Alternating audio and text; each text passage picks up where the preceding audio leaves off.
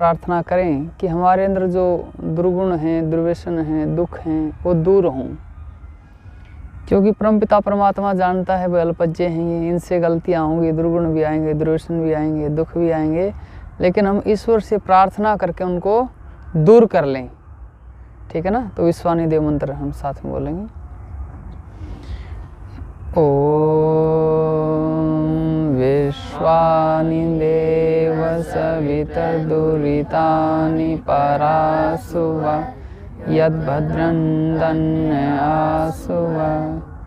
ओम शांति शांति शांति।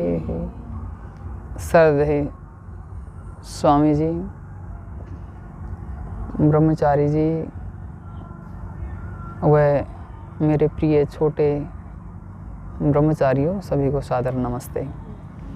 आज मैं कुछ बातें बताऊंगा आपको, और वो बातें इतनी विशेष हैं कि जो आप में से अपने जीवन में उनको धारण कर लेगा वो अपने आप को सबसे अलग पाएगा। और कोई सामान्य चीज़ नहीं है जिसके बारे में ऋषियों ने बहुत कुछ लिखा है। महर्षि दयानंद जी उसके बारे में लिखते हैं कि ये बड़ा कठिन काम है। महर्षि मनु जी लिखते हैं कि ये ऐसा इतना कठिन है कि विद्वान और विवेकी पुरुष भी खींचा जाता है इसमें, फंस जाता है इसमें। महर्षि पतंजलि जी लिखते हैं कि संप्रजात समाधि वाला व्यक्ति भी गिर सकता है।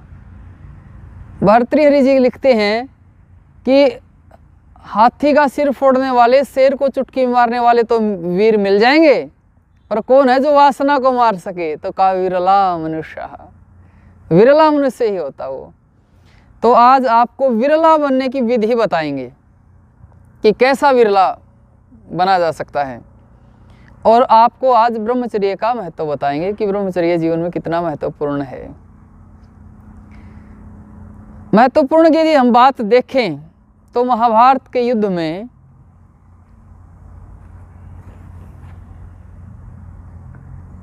पांडव भारी पड़ने लगे। कौरव पक्ष का एक नौजवान लड़का एक बुजुर्ग आदमी के पास जाता है, एक बूढ़े आदमी के पास, और जाकर के कहता है, पितामह क्या युद्ध में हमें विजय प्राप्त हो जाएगी? क्योंकि पांडव भारी पड़ रहे थे। नौजवान के अंदर निराशा आ गई और वो उस बुजुर्ग आदमी के पास जाता है, पूछता है क्या युद्ध में हमें विजय प्राप्त हो जाएगी? और वो प्रिय ब्रह्मचारी 176 वर्ष का बुजुर्ग आदमी युद्ध के मैदान में दहाड़ता है और कहता है कि दुर्योधन, जब तक मेरे हाथ में धनुष बाण है ना, पराजय तुझे छू भी नहीं सकती। एक एक दिन में 10-10 हजार को मारूंगा मैं। और उन्होंने एक एक दिन में 10-10 हजार को मारा। श्री कृष्ण जी महाराज भी अपनी प्रतिज्ञा तोड़ने के लिए चल पड़े थे उस वीर के सामने। क्या नाम था उनका? हाँ, पितामह भीष्म। जब वो बाणों से छलनी हो गए, युद्ध के मैदान में गिर जाते हैं और अंतिम समय में पांडव आते मिलने के लिए, तो पांडवों को अंतिम समय में जीवन का सार बताएगा ना व्यक्ति मरने वाला हो तब। तो अंतिम समय में पांडवों को क्या उपदेश किया जानते हो? ब्रह्मचर्य का उपदेश किया। कहता है, पृथ्वी के राजा सुन, जो इस संसार में ब्रह्मचर्य का पालन करता है, एक भी शुभ गुण ऐसा नहीं जिसे ब्रह्मचारी प्राप्त करना चाहे और प्राप्त ना कर सके। ब्रह्मचारी को सब शुभ गुण प्राप्त हो जाते हैं, सारे शुभ गुण प्राप्त हो जाते हैं। कोई छोटी बात है क्या ये? केवल इतना ही नहीं, एक बार बहुत बड़े विद्वान आयुर्वेद के ऋषि धन्वंतरी अपने शिष्यों को पढ़ा रहे थे। उसका एक शिष्य बोला, गुरुजी कोई ऐसी औषधि है जो सब रोगों में काम आती हो?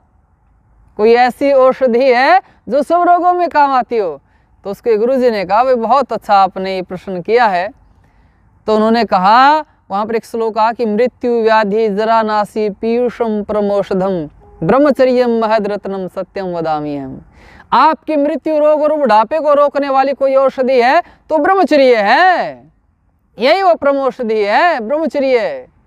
केवल इतना ही नहीं, वेद ने तो ये कहा कि ब्रह्मचर्य तो वो तप है जिस तप से देवता मृत्यु पर भी विजय प्राप्त कर लेते हैं। ब्रह्मचर्येण तपसा देवा मृत्युमुपागनत।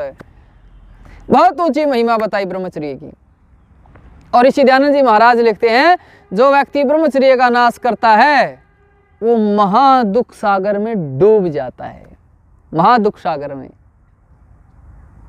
अपने सब मूल को नष्ट भ्रष्ट कर लेता वो।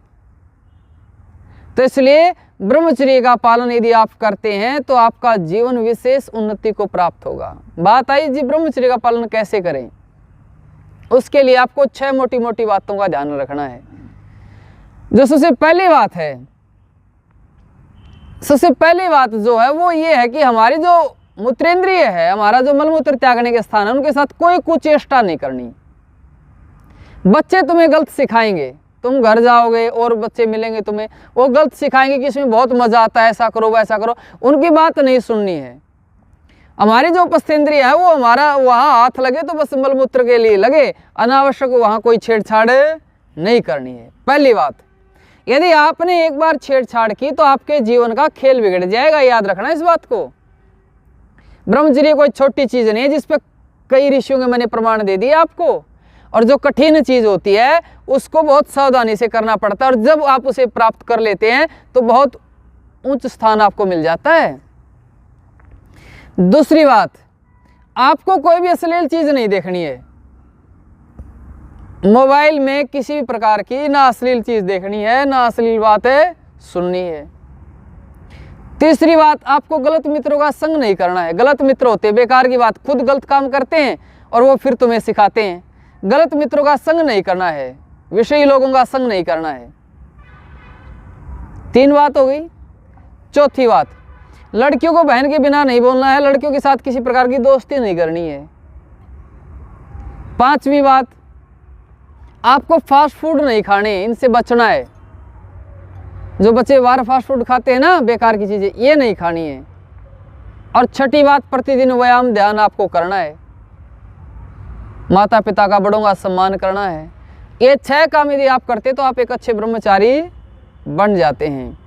और ब्रह्मचर्य आपको एक विशेष ऊर्जा प्रदान करेगा। जीवन में यदि आपको सफलता चाहिए, सफल होने के लिए व्यक्ति सफल होने के लिए प्रयास मेरा कब तक करता है, जब तक उसके अंदर सफल होने का विश्वास होता है, आस होती है, उम्मीद होती है, उसके अंदर आत्मविश्वास होता है कि मैं सफल हो जाऊंगा। जब उसकी उम्मीद, उसका आत्मविश्वास टूट जाता है तो प्रयास करना छोड़ देता है।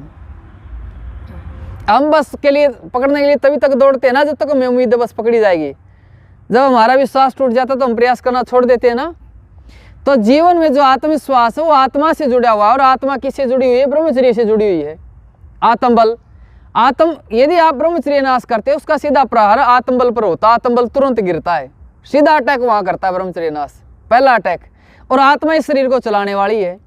अब ये बताओ, जब ड्राइवर ही बिगड़ गया, मात्र नींद आने पर एक्सीडेंट हो जाता है, और जब ड्राइवर बिल्कुल ही खत्म हो जाए तो फिर क्या गाड़ी बच सकती है क्या? तो इसलिए आपकी आत्मा का जो बल बढ़ेगा वो ब्रह्मचर्य से बढ़ेगा। तो ब्रह्मचर्य का संकल्प लें अच्छे से। और ब्रह्मचर्य संभव तो गुरुकुल में संभव है। ये वातावरण आप सोचोगे अरे कहाँ घर वालों ने फंसा दिया गुरुकुल में, यहाँ कुछ नहीं है, वो नहीं है, ये नहीं है, इतने दिनों में घर जाते हैं। ये समझिए यहाँ पर आपका निर्माण हो रहा है, और यदि आप इस निर्माण प्रक्रिया को बंधन मानेंगे तो आपका निर्माण नहीं हो पाएगा। जब अंडे के अंदर बच्चा पनपता है और वो अंडे को बंधन मान ले और अंडे को पहले ही सोचे मुझे इस फोड़ के निकाल दे, तो क्या बच्चा जीवित रह पाएगा? नहीं रह पाएगा। उसको यदि अपना निर्माण करना है तो उसको उसके अंदर रहना होगा, और जब वो समर्थ हो जाएगा तो अपने आप उसको फोड़ करके निकल जाएगा। तो इसलिए अब ये आपकी निर्माण प्रक्रिया है, इसमें आपने अपने आप को झोंक दिया इस तप में, इस तपस्या में, तो आपका बहुत विशेष निर्माण होगा। और यदि आप अपने आप को ये समझने लगे कि घर वालों ने छोड़ दिया है, ये मैं मानता हूँ आपके बड़े पुण्य कर्मों के फल हैं। मेरे पास गुरुकुल कुंभाखेड़ा में दूर दूर से आते हैं, कोई आंध्र प्रदेश से, पश्चिम बंगाल से, आसाम से, त्रिपुरा से, हैं, छत्तीसगढ़ से, राजस्थान से, पता नहीं कहाँ से आते हैं, और वो कहते हैं कि जी काश हमें शिक्षा बचपन में मिल गई होती है, बचपन में ये वातावरण मिल गया होता। और आपका तो सौभाग्य है बचपन में वातावरण मिल रहा है आपका, तो क्यों जी? तो आप इसका लाभ लें और गुरुकुल में रह करके अच्छे से पढ़ें। ये जो दिनचर्या यहाँ गुरुकुल की है ये और जगह नहीं मिल पाएगी। फिर आपको स्कूल वाले आपको सवेरे उठाने नहीं आएंगे कि सुबह जल्दी उठो, नहीं आएंगे वो। ये गुरुकुल में ये आचार्य आपको उठाते हैं। तो आप यहाँ जमे हुए हैं, लगे हुए हैं, बहुत अच्छी बात है। और अब तो स्वामी जी तो बड़ा विशेष रखते ही हैं, अब तो और विशेष गति मिलेगी, क्योंकि कुछ कोरोना काल आया, उसमें व्यवस्थाएं टूट जाती हैं, अब फिर से गति बढ़ेगी। और हम ईश्वर से ऐसी ही प्रार्थना करते हैं, भाई फिर से गुरुकुल चारों ओर नाम रोशन करें, आप लोगों पर ही है, ऐसी कामना है। धन्यवाद।